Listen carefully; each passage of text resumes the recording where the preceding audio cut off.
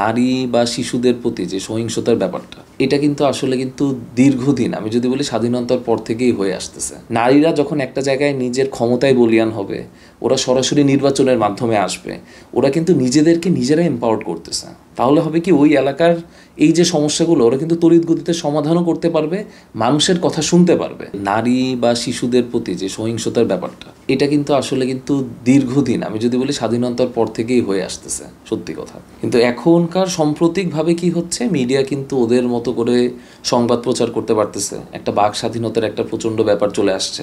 এখন দেখেন, আগের মতো মিডিয়াকে ডিস্ট্র্যাক্ট করাটা টাফ হয়ে গেছে আর কি।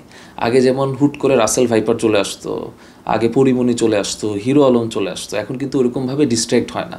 একটা ভালো ব্যাপার হচ্ছে, মানুষ আসল যে প্রবলেমগুলো, সমাজের যেই অবক্ষয়গুলো আছে, এগুলো মানুষের চোখে আসতেছে, মানুষ প্রতিবাদ করতেছে, এটা নিঃসন্দেহে একটা ভালো ব্যাপার।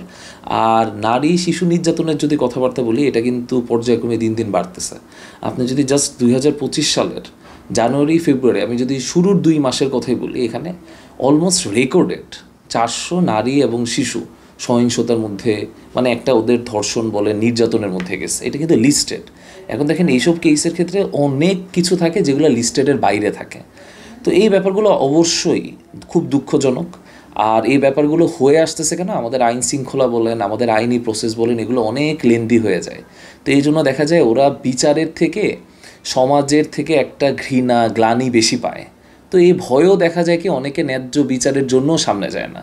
আর আমরা উপযুক্ত বা দৃষ্টান্তমূলক সাজাটাও আমরা নিশ্চিত করতে পারি না।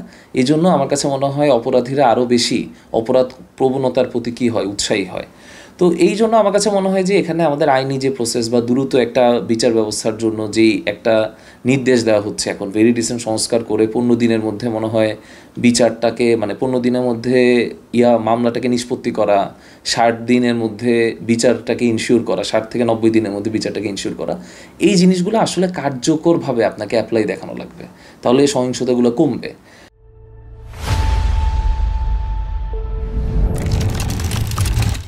আর সবচেয়ে বড় ব্যাপার হচ্ছে, এই সহিংসতার ব্যাপারের সাথে কানেক্টেড কিন্তু আপনার নারীর ক্ষমতায়ন। এটা সত্যি কথা, আমরা বারবারই বলতেছি, স্বাধীনতার পর থেকেই একটা পুরুষতান্ত্রিক শাসন ব্যবস্থা। এখন আপনার সরকারের প্রধানে কে থাকে আসলে এটা ডিপেন্ড করতেছে না, আপনার সিস্টেমটা কেমন। আসলে দেখা যায় একটা পুরুষতান্ত্রিক শাসন ব্যবস্থাকে বারবারই আমাদের সরকাররা বারবারই চাপায় দেওয়া হয়েছে। বিগত দেখেন 17 বছর এই যে ফ্যাসিজমের পুরা সময়টা জুড়ে, এখানে কিন্তু আমাদের আপনার পার্লামেন্ট বলেন, আমাদের রাষ্ট্র শাসন যন্ত্রের ক্ষেত্রে মেয়েদেরকে সিলেকশনের মাধ্যমে আনা হয়েছে, কোনো ইলেকশনের মাধ্যমে আনা হয়নি।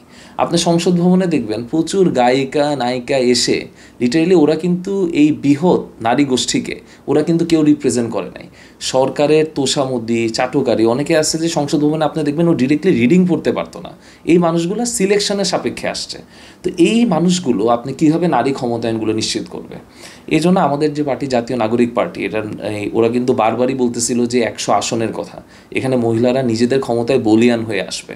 আমাদের বারবারই সংস্কার কমিশন বা ঐক্যমত কমিশনের কাছে আমরা যখনই এই ব্যাপারগুলো বলছি, দেখা গেছে একটা কিছু রাজনৈতিক দল, বা আমি যদি বলি বৃহৎ একটা রাজনৈতিক দল, তাদের রাজনৈতিক উদ্দেশ্য সাধনের জন্যই এই জিনিসগুলোর ক্ষেত্রে বারবার ভেটো দিচ্ছে, না করতেছে।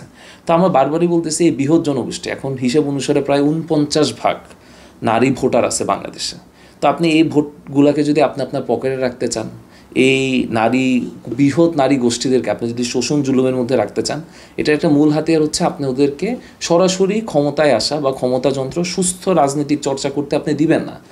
এই ব্যাপার যদি হতে থাকে, আমার কাছে মনে হয় এই সহিংসতাগুলো আস্তে আস্তে বাড়বে। কারণ নারীরা যখন একটা জায়গায় নিজের ক্ষমতায় বলীয়ান হবে, ওরা সরাসরি নির্বাচনের মাধ্যমে আসবে, ওরা কিন্তু নিজেদেরকে নিজেরা এম্পাওয়ার্ড করতেছে। তাহলে হবে কি, ওই এলাকার এই যে সমস্যাগুলো ওরা কিন্তু তড়িৎ গতিতে সমাধানও করতে পারবে, মানুষের কথা শুনতে পারবে।